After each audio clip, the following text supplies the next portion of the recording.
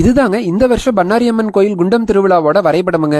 குண்டம் இறங்கக்கூடிய பக்தர்கள் அந்த கியூக்கு எப்படி வரணும் அப்படின்னா, சத்தி ரோட்டையும் பவானிசாகர் ரோட்டையும் இணைக்கக்கூடிய தற்காலிக சாலை வழியா குண்டம் இறங்குற பக்தர்கள் நிக்கிற கியூக்கு வரணுங்க. அங்க இருந்து கேட் 6 வழியா கோயிலுக்குள்ள விடுவாங்க. கோயிலுக்குள்ள போய் குண்டம் இறங்கி நேரா பண்ணாரியம்மனை தரிசனம் பண்ணிட்டு சத்தி ரோட்ல இருக்கிற கேட் 1 வழியா வெளியில வந்துடணுங்க. மாற்றுத்திறனாளி பக்தர்கள் பண்ணாரியம்மனை தரிசனம் பண்றதுக்கு தனி வழியும் இருக்குதுங்க. சத்தி ரோட்ல இருக்கிற கேட் 2 வழியா கோயிலுக்குள்ள அவங்க அனுமதிக்கப்படுவாங்க. அங்க போய் பண்ணாரியம்மனை தரிசனம் பண்ணிட்டு திரும்பவும் அதே கேட் வழியா வெளியில வந்துடணுங்க. குண்டம் இறங்காம பண்ணாரியம்மனை தரிசிக்க போற பக்தர்களை பவானிசாகர் ரோட்ல இருக்கிற கேட் 3 வழியா அலோவ் பண்ணுவாங்க.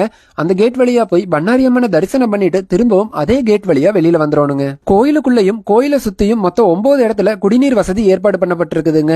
கோவிலை சுத்தியும் 9 இடத்துல கழிப்பறை வசதியும் ஏற்பாடு பண்ணப்பட்டிருக்குதுங்க.